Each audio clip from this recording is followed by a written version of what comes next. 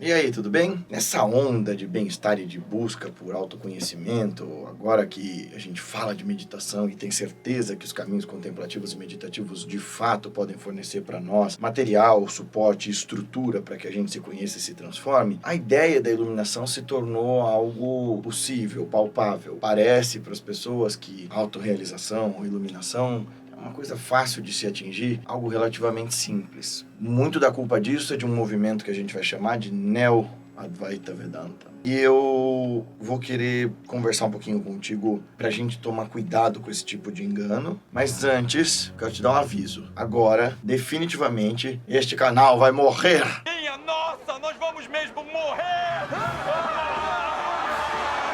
A gente vai transferir tudo o que acontece aqui para esse novo canal, Louca Sabedoria, até o fim do próximo mês, porque a gente já estava fazendo essa transição devagar, mas eu vou pedir que você, por favor, se inscreva lá, clica no sininho. Os vídeos que estão rolando aqui vão continuar rolando lá.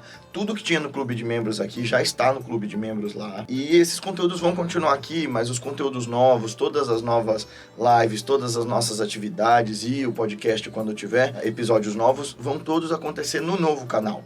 Então, por favor, se inscreve lá e acompanha os conteúdos por ali.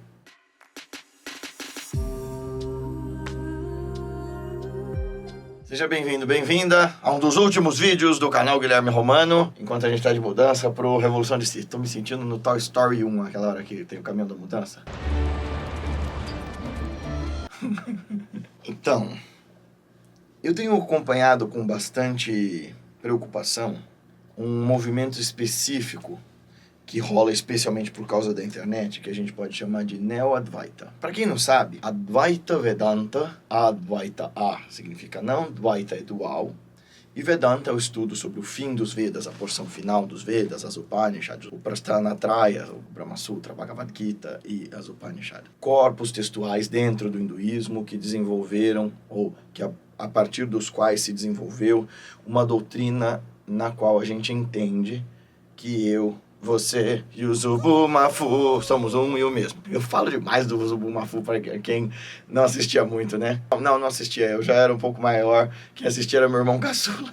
Mas a música grudou na cabeça. Então, o Advaita Vedanta é essa escola de filosofia para a qual você deve estar adequado para aprender, né? Então, antes de você aprender não dualidade, você precisa ter uma série de pré-requisitos bem estruturados aí em você para ter condição de assimilar essas verdades em profundidade. E é dessa escola que a gente ouve essa ideia de somos todos um, de que eu, você e Deus somos um e o mesmo, de que não existe morte, de que tudo que existe é uma só consciência. A bem da verdade é que o Vedanta é tão sofisticado que até hoje não existe nenhum sistema de filosofia que consiga desmantelá-lo absolutamente, ontologicamente falando. Porque ele argumenta coisas tão profundamente evidentes que a gente ainda não tem instrumentação para negar.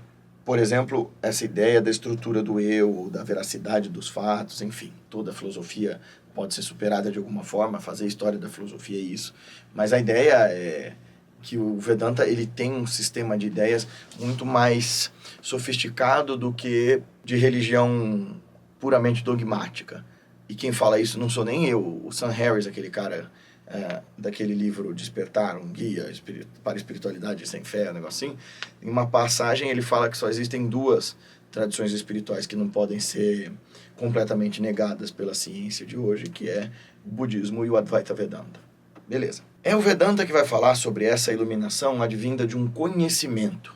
É o Vedanta que vai falar para nós que a mais alta realização se dá por aquilo que a gente vai chamar de Jnana Yoga, que é o caminho do conhecimento, a expressão da verdade, a realização da verdade. E isso numa só perspectiva do Shankaracharya. Há outras, os tântricas e posteriormente Sri Ramakrishna, Vivekananda vão dar outras ideias sobre isso, de que tantos quantos forem os caminhos, tantas serão as formas de se iluminar, de realizar Deus. Vou fazer um salto temporal, mas quando a gente chega nos dias de hoje, e outros mestres do que a gente chama de Neo-Advaita trazem uma outra perspectiva sobre essa iluminação, e aí a gente começa a perceber nessa sociedade do desempenho e do consumo essa necessidade escapista de lidar com o sofrimento. Então eu quero negar que o sofrimento exista, eu quero negar que as dificuldades existam, eu vou querer em última instância negar que inclusive aquilo que eu chamo de eu exista, e vou me encapsular dentro de um lugar de alienação egocentrada. Então você perverte a ideia do Vedanta e faz a iluminação parecer uma coisa banal, simples e boba. Expresso na frase, qual é a frase da galera neo-advaita que acha que é simples assim? Quem sou eu? Você pega toda uma estrutura de ensinamentos que tem um caminho para ser cultivado e diz assim, é só você fazer Atmavichara.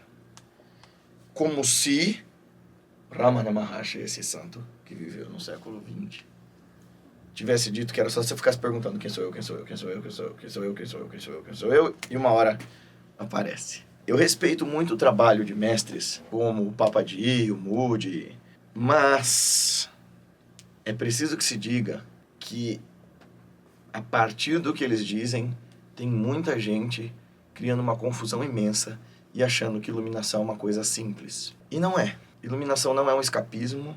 É claro, você só vai procurar a suprema iluminação quando as coisas desse mundo, da forma como você as vê, estiverem te saturando tanto que você queira deixar elas para trás. Em certo momento você vai perceber que esse mundo também é manifestação dessa divina consciência. Então, não é o mundo que você tem que deixar para trás, mas a forma como você o via. É claro que existe saída e que ela é possível para todos os seres, porque se iluminação fosse um troço impossível, a gente nem estaria falando dela, ela seria só uma aspiração, um delírio, uma utopia. E a prova de que existe iluminação é que existiram iluminados. Ah, mas você não consegue verificar a iluminação de alguém. Você não está ali dentro da subjetividade do Buda, ou do Shankara, ou mesmo de Lahiri Mahashaya, para descobrir, será que ele realmente não sofre? Será que ele realmente... Não, você não está na subjetividade deles, mas tem duas coisas. Em primeiro lugar, a gente percebe na presença desses caras um estado de paz e de enlevo, de satisfação muito diferente do nosso. E em segundo lugar, existe uma coisa chamada transmissão fidedigna. Ou eu acredito que o relato de alguém que demonstra por palavra, pensamento e ato que ele é uma pessoa mais coerente, mais bondosa, mais verdadeira que eu, ou admito que aquilo que ele está dizendo tem algum grau de verdade, ou eu não posso confiar em mais informação nenhuma que ninguém me passa. Porque ele está te dando um caminho que propõe evidência. Nenhum deles está dizendo assim, eu sou iluminado, mas isso aqui é só a minha experiência, ninguém pode chegar nisso. Todos esses iluminados dizem para nós, há um caminho para isso. E isso aqui que você está percebendo em mim é um fiapo da coisa real, magnífica e luminosa que eu sinto de fato. Mas para chegar nessa coisa magnífica e luminosa que eu sinto de fato, você precisa percorrer um caminho. Toma aqui o caminho. Então, essa é a ideia epistemológica dentro do contexto da iluminação para deixar a coisa muito simples. Só que isso não é simples. Iluminação pressupõe a aniquilação deste ego. Não é que você vai parar de usar a palavra eu. Teve um cara que escreveu um comentário muito engraçado. Eu não sei se você percebe o tanto de vezes você fala eu. Claro, cara, eu tô contando a minha experiência. Quer que eu fale o quê? Pronome majestático? Vou falar como os espíritas. Nós, enquanto meditávamos às margens do Ganga, na antiga Benares. Não, cara, a gente tem que simplificar as coisas, meu Deus do céu. Eu vou contar a minha experiência falando em terceira pessoa. Naqueles dias, o Guilherme fala igual o Krishnamurti, the speaker. Cut the bullshit, né? Vamos ser mais diretos. Gente, iluminação não é fácil e não é simples, porque ela pressupõe a disrupção do ego. O que é isso? É a força... eu ia falar centrífuga e centrípeta, porque assim... Centrífuga é a força que expulsa para fora, que joga energia para fora. Centrípeta é que joga energia para dentro. Mas é essa força pulsante que ora se expande para fora, ora para dentro, para fazer a manutenção da sua segurança e da sua ideia de eu. Da sua ideia de eu, meu, né? E ela é a raiz do problema. Porque essa força de separatividade, embora garanta a sua sobrevivência, ela é tão egocentrada, é a noção dela de tempo, de espaço e de identidade tão frágil, que a percepção do real escapa a esse ego. Ela vive em torno da ideia de egoísmo, egocentrismo, egolatria. E mudar a estrutura de como você vê a realidade é o troço mais difícil que existe. Então, a iluminação não é fácil, não é uma mera questão de entendimento teórico. Até recomendo profundamente que vocês ouçam os podcasts de um professor meu. Eu tive a honra de estudar com ele algumas vezes por mais de um mês lá na Ordem Ramakrishna, Swami Medhananda, que agora é o diretor espiritual da Vedanta Society de Hollywood, né, Matheus? Ou é de North California, sei lá. Ele tá lá nos Estados Unidos agora, mas eu estudei com ele lá na Índia. Ele é americano, mas de pais indianos, bengali, e virou monge da Ordem Ramakrishna, e ele é brilhante. E ele fala, numa entrevista muito legal, inclusive num podcast que eu também recomendo, chamado The Buddha at the Gas Pump, o Buda no posto de gasolina. Ele fala que as pessoas precisam entender a diferença entre understanding e realizing. Ou seja, as pessoas ouvem falar que entender a raiz da iluminação é um processo de percepção. E em inglês tem uma palavra boa para isso, né, que é to realize, que a gente traduz como realizar, mas está errado, mas que tem gente que traduz como entender, mas também está errado, não é o suficiente. É um entendimento profundo, é um entendimento intuitivo, é uma concepção que vai além do conceito. Ela é um conhecimento que é uma apreensão, sabe? Ele se manifesta ali em você. E já o entendimento, né, o understanding, é um processo cognitivo. E que iluminação não é um processo cognitivo. Você não vai ficar acumulando informações e dizer assim, saquei. Porque você pode sacar o conceito de não dualidade, você pode sacar o conceito de não sofrimento, de não iluminação, de emancipação da consciência, de não ego, com a sua imaginação. A imaginação é plástica. Os sufis falam, né, que esse reino imaginário, esse Alam al-Hayal, é feito da matéria com a qual Deus fez Adão. Ou seja, dentro desse reino imaginário, você é Deus, você é capaz de conceber qualquer coisa. Nossa mente não concebe o infinito. Mas ela abstrai, ela cria imagens, ela cria poética, ela cria cenas para conseguir conhecer o incognoscível. A nossa mente consegue abstrair. É graças a isso que a gente faz poesia, que a gente faz música, que a gente faz teatro. Mas isso não é a mesma coisa que entronizar um conhecimento que se torne você. O conhecimento e você se tornam um. Essa é a ideia da iluminação. E isso não se faz desse jeito. Quem sou eu, quem sou eu, quem sou eu? Ou só lendo livro. Existe um processo pedagógico. E não se faz também mecânica e automaticamente, simplesmente sentando e meditando, sem observar, por exemplo, aquilo que os budistas vão chamar, principalmente os Mahayanas, vão chamar... Não é Dharmakaya, Matheus. Como que é? Paramitas. Matheus é meu HD externo, galera. É isso. Depois do mestrado, minha memória virou sopa, né? Eles acham que não. O pessoal em volta. Mas você que está convivendo todo dia, o que você acha? Piorou? Acho que é muita informação e fica confuso. É muita coisa para fazer, gente para atender, aula para dar, gente enchendo o saco com pergunta absurda. O que mais, Matheus? Almoço para fazer, sala para arrumar, casa para cuidar, marido, gato. É muita coisa na vida, gente. Por isso que, em algum grau, se você quiser fazer longos retiros, tipo de 1 ano, eu te invejaria.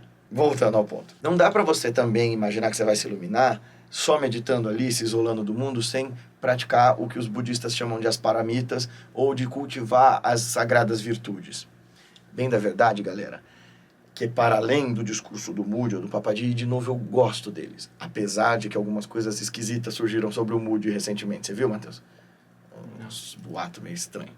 Enfim, eu gosto do jeito que aparentemente eles são pessoas amorosas e tal. Mas se você quer falar de Advaita, volte para o Shankara e veja quais são as qualidades que ele enuncia no primeiro comentário dele ao Brahma Sutra, para as qualificações necessárias para alguém ouvir aquele ensinamento e ter a mínima condição de processar sem enlouquecer, sem delirar, sem tentar se apropriar daquilo de maneira errônea. E aí ele enuncia o Sadhana Chatusthaya. O que é Sadhana Chatusthaya? São o caminho, a prática e o desenvolvimento, a realização de 4 grandes qualidades, sem as quais você não vai ter a menor condição de obter o conhecimento de Vedanta. Obter o conhecimento, que dirá chegar em moksha.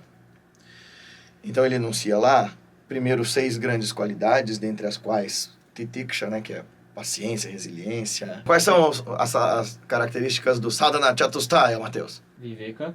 Que é o absoluto discernimento, uma mente afiadíssima. Então todo esse papinho New Age de que eu sou mais coração, você não tem que usar a sua razão não serve.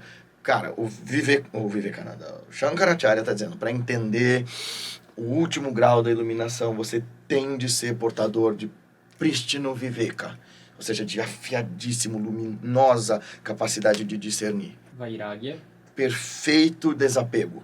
Você tem que realmente não se importar mais com as coisas que acontecem na exterioridade. Não de um jeito alienado. Você ignora o sofrimento do outro. Não é isso.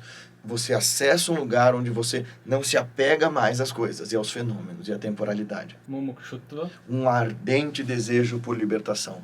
Nada é mais importante do que obter moksha. Shatka Sampati.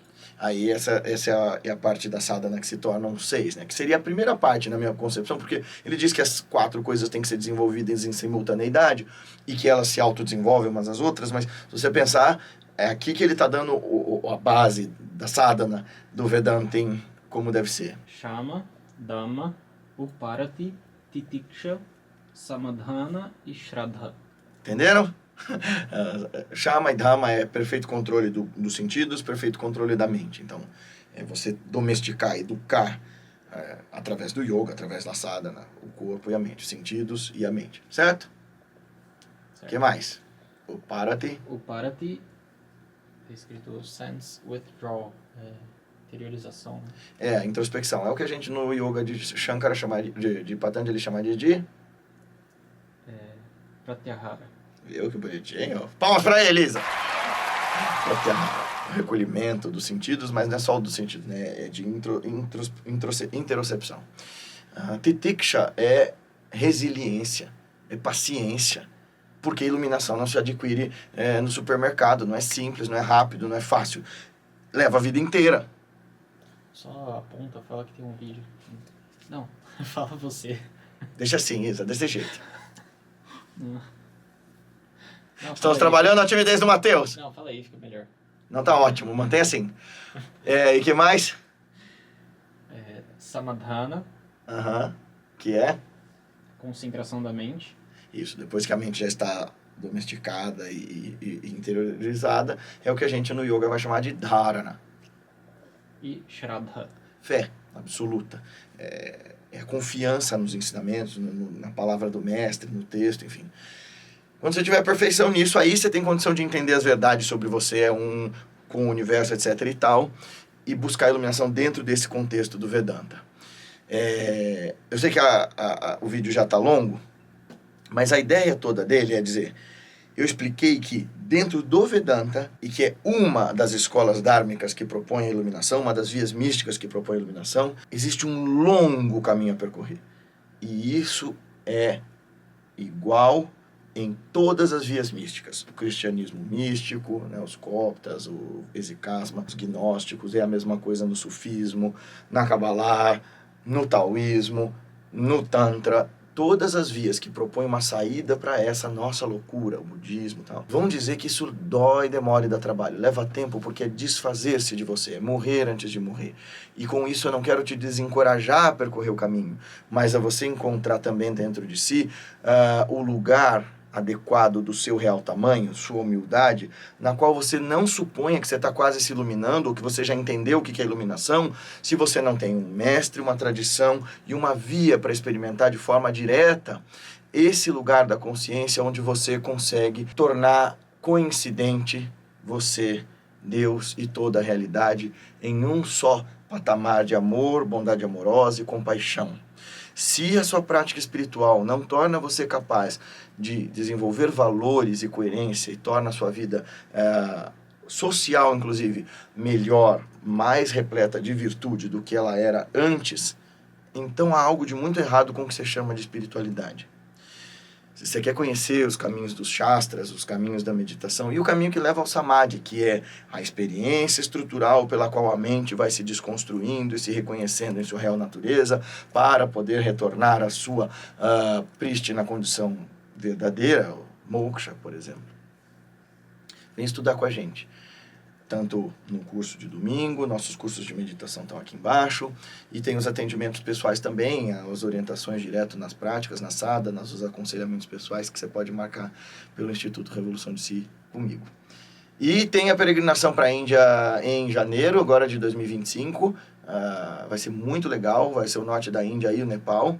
E então, se você quiser ir praticar conosco, estudar conosco os textos dos mestres, vamos lá. E não se esqueça de ir para o canal novo, o Louca Sabedoria, porque esse daqui está morrendo. Até mais.